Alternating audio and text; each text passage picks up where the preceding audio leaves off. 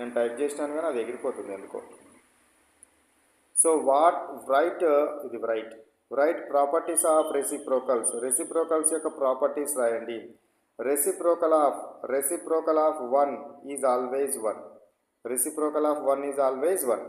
Reciprocal of A number a, reciprocal of a is 1 by a. Reciprocal of a is what? 1 by a. Reciprocal of minus a is minus 1 by a. Reciprocal of a నేమో 1 by a, minus ఏదేమవుతుంది 1 by minus ఏగా రాసుకోవచ్చు. 1 by minus ఏగా కూడా రాయొచ్చును. Zero has no reciprocals. జీరోకి reciprocal అనేది ఉండదు. జీరోకి రెసిప్రోకల్ అనేది ఉంటుందా? ఉండదు.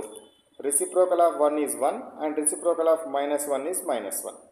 Reciprocal of 1 is 1 and reciprocal of minus 1 is minus 1. 0 has no reciprocal. 0 has no reciprocal. Next question 182. What is the result if you multiply a rational number with 0? మీరు ఏదైనా ఒక రేషనల్ నెంబర్ని 0 తోటి కనుక multiply చేసినారనుకోండి, you will get answer product is always 0. 0 into something is always 0. 0 into something is always 0. అది rational number కానీ, integer కానీ, prime number కానీ, ఏ నెంబర్ అయినా సరే మల్టిప్లై చేస్తే నాకేమొస్తుంది? 0 వస్తుందని గుర్తుపెట్టుకోవాలి. 183. సో ఇక్కడ 183 క్వశ్చన్ సరిగ్గా పర్లేదు, సరే దీన్ని వదిలేసేయండి. 183 వదిలేసేయండి. Next go to 184 question.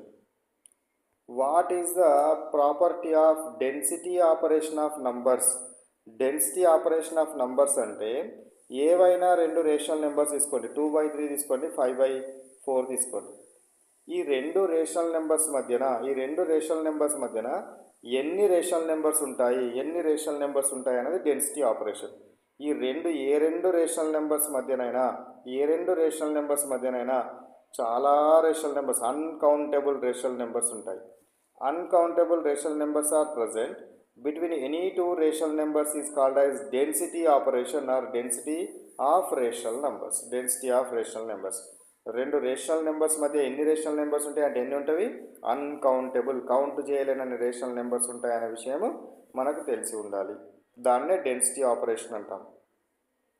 Next question 185 question. Rational numbers are represented with how many forms of decimals? So ఎన్ని రకాల ఇది ఫార్మ్స్ ఎఫ్. సో ఆ ఎన్ని రకాల ఫామ్స్లో మనము రిప్రజెంట్ చేస్తాము రేషనల్ నెంబర్స్? రెండే ఉంటాయి. ఒకటి టర్మినేటింగ్ డెసిమల్స్, ఇంకోటి నాన్ టర్మినేటింగ్ డెసిమల్స్. అంటే అది కంప్లీట్గా పూర్తవుతుంది. ఫర్ ఎగ్జాంపుల్ నా దగ్గర 3/12.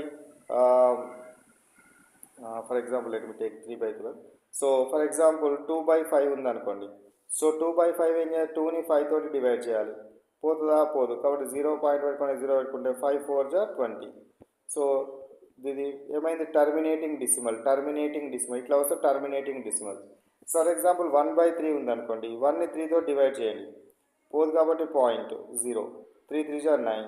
సో -1. మళ్ళీ పాయింట్ ఉంది కాబట్టి 0. మళ్ళీ 3 3 9. ఇట్లా మనకు ఇట్లా టర్మినేటింగ్ కాకపోతే వాటిని ఏమంటారు? నాన్ టర్మినేటింగ్ డెసిమల్స్ అనాలి. Terminating decimals and non terminating decimals.